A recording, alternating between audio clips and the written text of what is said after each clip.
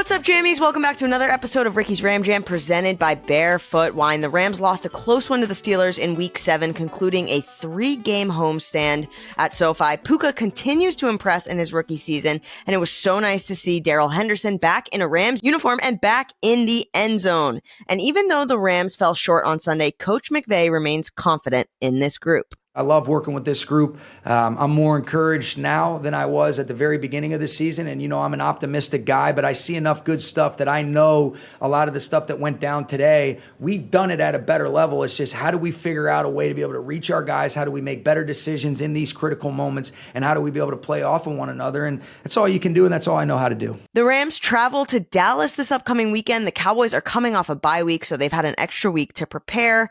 Joining me today to talk about the upcoming game is NFL Network's Marcas Grant, and I'm excited to see my friend. But first, I want to tell a quick story that happened to me at SoFi Stadium this past weekend. So I get into the elevator, and I'm heading down to the first floor to where there's field access to go do the pregame show. And one of the elevator attendants is normally in the specific elevator that I take. And people are getting on and off, and I was just kind of sitting there, and I had my note card, and he said to me, Erica, you look really deep in thought today. And it kind of caught me off guard because I wasn't really paying attention. And I said, I'm just feeling a little antsy, and I'm trying to get my lines down before I do my pregame hit. And I just got a lot on my mind. And he kind of looked at me and he said, just take a deep breath. And sometimes the hardest things in life, you can just breathe through and they're not that bad. And it was like such a touching, special moment in the elevator, like going down to the field.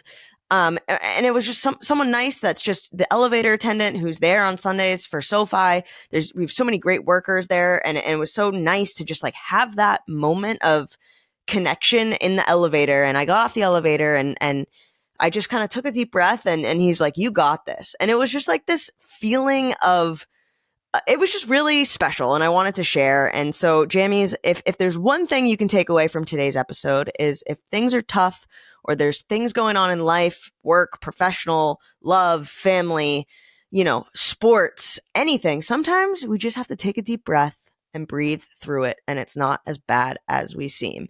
So I really love that story, and I hope you did too. But all right, he's a fantasy guy for NFL media, a podcast host, and as he puts it, a part-time talker for ESPN Los Angeles. Let's fill up our barefoot glasses for Marcas Grant. Marcas, I am sponsored by Barefoot Wine, clearly. So when I say I fill up our barefoot glass, like I know you enjoy your wine from time to time.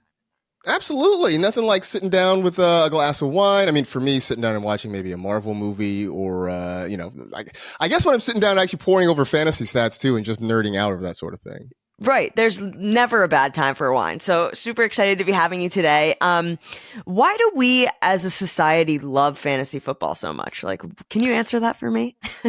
You know what? It's funny because there was a quote, and I'm going to butcher this quote, but it's like, the average person thinks that they can do 3 things better than the next person. And it's, build a fire, run a hotel. And at the time, the quote was manage a baseball team. But I think you can just sort of expand that to running any sort of sports franchise because, we sit and we watch games and, we get upset and we're like, why did you do that? That's not what I would have done. I would have done it right. And so I think, for us, playing fantasy football is that opportunity to prove that we are smarter than our friends and family when it comes to, running, owning, managing a sports franchise, even if we are pretty much just living and dying with the guys out there on the field.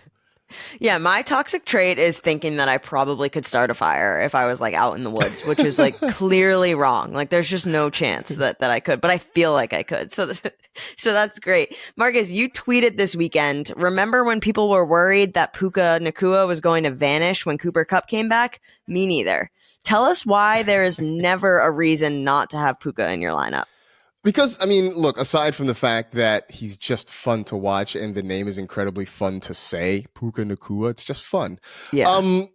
From day one that he stepped on the field, he has been a focal point of this Rams offense. And I think if we had been paying attention, and look, I credit, there are a few people out there who are better scouts than I who were on Puka Nacua, but for the most part, most of us didn't know his name before week 1 of the season, but if we were listening, Sean McVay was talking about how they expect that he's going to be an integral part of this offense. And I think we sort of blew it off because we're like, well, we're just holding time until Cooper Kupp comes back. But really, since week one, Matthew Stafford has trusted Puka Nacua, and he has rewarded that trust by going out, continually getting open, continually making plays, and really moving things along. And so now that Cooper Kupp is back, it's a 1-2 punch that we haven't seen for a couple of years. I mean, everybody keeps making the comparison that it's sort of like Cooper Kupp and Robert Woods. And maybe it's fitting that Puka is out there rocking Bobby Trees' old number 17, because it does sort of feel like that. So it's been amazing. I would say that right now he is on the inside track to probably offensive rookie of the year, certainly waiver wire pickup of the year in fantasy circles, but you can't help but love what you've seen from Puka Nacua for the first, 7 weeks of the season. Yeah, absolutely. And so aside from Puka or Cooper Kupp, are there any other must starts on the Rams in fantasy this weekend against Dallas? So we're heading to Dallas to face the Cowboys in this specific matchup. I mean, I think you can get away with starting Darrell Henderson. Like, look, let's be honest. This is a tough matchup. And, the Cowboys have a very good defense, so there's no denying that. But what we saw from Darrell Henderson, who 2 weeks ago was, sitting on his couch watching football like the rest of us, then last week he jumps back in and immediately leads that Rams backfield in opportunities and in rushing yards. It's a guy who comes in. He has familiarity, obviously, with the head coach and with the offense, and it showed.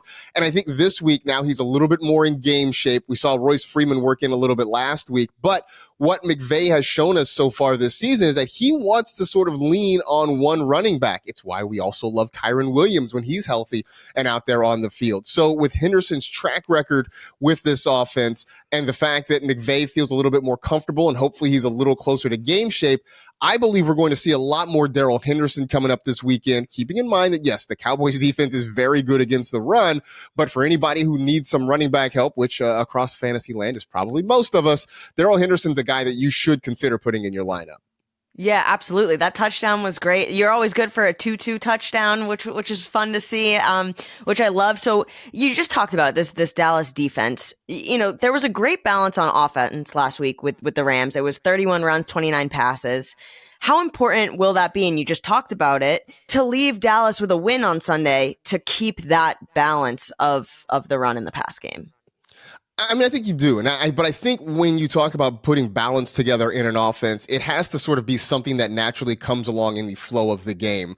It can't be something that you're forcing. If the Cowboys are making it so you can run the ball effectively, and if Darrell Henderson is ripping off big runs all game long, I don't think you try to force the football through the air. Like, yes, you do have to get your playmakers involved, right? Get the ball to Cooper, get the ball to Puka, spread it around to Tutu if you need to. But I don't think you force the issue. And the same the other way, right? If you find that Stafford and his receivers are really clicking well and really moving the football, I don't think you go and try to force a running game situation if you don't have to. So I know coaches like to be balanced, but I think it's being balanced sort of naturally within the flow of the game. You kind of take what the Dallas Cowboys defense is going to give you. They're going to be aggressive. They're going to get after the quarterback. Micah Parsons is a monster, which I guess is fitting. Here we are in spooky season in late October. He's an absolute monster. That's something to sort of keep an eye on. So that does mean that Stafford's going to have to get the ball out quickly to get the ball to his pass catchers, but maybe every now and then you throw a dump off to Darrell Henderson, something to slow that pass rush down, try to pick up some quick yards on screenplays. So balance is important, but I don't think you have to force it in order to get there. The O-line has been playing really, really great for the Rams, keeping Stafford clean. They faced TJ Watt last weekend, and that was great practice for Micah Parsons, to get practice for that defense. Yeah, no, it absolutely was. I mean, Parsons is the guy that is impossible to deal with. He was my pick before the season for Defensive Player of the Year. And look, I mean, TJ Watt's been playing well. Myles Garrett has been an absolute home wrecker in Cleveland, but Micah Parsons still very much in that conversation. So look, sort of like when teams have to figure out what to do with Aaron Donald, the Rams are going to have to figure out what to do with Micah Parsons. And so some of it might be just trying to get the ball out quick. Don't hold it too long and let him get after the quarterback, because once Parsons gets going, I mean, it really is like a boulder going downhill. It gets really hard to stop him after a while. I want to talk Rams defense a little bit. Byron Young was the first defensive rookie to take home Rookie of the Week honors this year. Are you surprised at how quickly he has made himself known? A little bit, yeah. I mean, I think we didn't really quite know what to make of this Rams defense, right? I mean, they move on from Jalen Ramsey, so you've got a bunch of kind of fresh faces in that secondary. What has definitely helped is Aaron Donald being healthy and reminding us of how good he can be in the center of that defensive line. So, yeah, I mean, I think they have taken a big step forward where last year you were dealing with injuries. It was just kind of a struggle for them. So I think there's still room to grow for this defense, but we're seeing some guys make plays. You mentioned Young having a good week last week. So there's still opportunities for this defense to get better. And I think there's an opportunity here because the Cowboys, for all their stars and all their playmakers, their offense has not really gotten in gear. I mean, Dak Prescott's not having a great season. I know there were some frustrations trying to get the ball to CeeDee Lamb. Tony Pollard has kind of been up and down. So here's a chance for this Rams defense to continue to improve and maybe take advantage of an offense that hasn't quite found its way. Marcus, you said up top that you're really into Marvel, and I know that about you, but maybe jammies don't. So if you were going to assign Marvel characters to Aaron Donald, Cooper Kupp, and Matthew Stafford, who would you pick and why? Well, Aaron Donald is easy because he would be the Incredible Hulk. I mean, he is a massive human being, and you wouldn't like him when he was angry.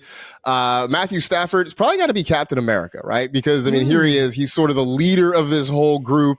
He's the one. He's maybe not necessarily the strongest, but he's certainly incredibly strong and helps sort of direct everything in the place it needs to go. Cooper Kupp might be a little bit of a tougher one. Maybe Thor. Especially when he had kind of the longer hair, kind of Thor and the beard. Maybe Thor would have been a good option for him. So that's what I'll settle on. I'll settle on Thor as Cooper Kupp with his mighty hammer and everything there too. Yeah. No, I think I would do that too. I was trying to think. Yeah, Cooper Kupp was probably the hard one for me, but I think it would be Thor because when he does lay down that hammer, I mean it's unstoppable, really. Time now for the Ram Jam, where I ask my guests the same 3 questions, rapid fire style. So, Marcus, if you were going to have your last meal on Earth, what would it be? Ooh, my last meal on Earth would probably be. Wow, this is a really good question. It would be a steak. Cooked medium with a baked potato and a chocolate porter beer to go with it. Yes, maybe a house salad with blue cheese. You would get a green in even if it's your last night. Well, it's because I want the blue cheese. It's more about, it's just a vessel to get the blue cheese into my system more than anything. That's what I feel like with chips and guac. Like the chips are just edible spoons for me to shovel in, right. The guac and salsa into my mouth. If you could live in an amusement park, a shopping center, or other fun place, where would you choose and why? I would live like in a baseball stadium. Because you get the concession stand, so you get all the stadium food that you can eat. You get the chance to go out and play on the grass. So you can get some exercise in, right? You get some cardio, running around and that sort of thing. And then ideally, depending on where you live, you have it's like a history lesson, like a museum and that sort of thing. So you get food, you get culture, you get exercise, all in one place. I love that. And lastly, what would a collage of your life include? It would probably include my, I got to get it right here. One of my little Spider-Man Funko Pops. Nice. But it would definitely include pictures of my wife and kid, my 4-year-old son, who is absolutely amazing. So that would be a lot of it. And then, I've become recently, thanks to my wife, a sneakerhead. So probably be some pictures of shoes in there somewhere too. Okay. I love that. Fantasy football, not on the collage. You heard it here first. That's crazy. It is what I do. It is not who I am. Got you. I love that. But yeah, I appreciate you so much. Thank you for hanging out with me today. I'm really looking forward to this matchup, Rams versus Dallas. So make sure you're checking that out on Sunday, and make sure you're following Marcas Grant wherever you can get his podcast. You're doing NFL Fantasy Live. I mean, Marcus, you are everywhere. So Jammies, make sure that you are following Marcus on all socials. Yeah, appreciate it, Ricky. I enjoyed being here. Looking forward to the game this week. Should be a lot of fun. Awesome. Thanks, Marcus. That does it this week for Ricky's Ram Jam. Let's ram it.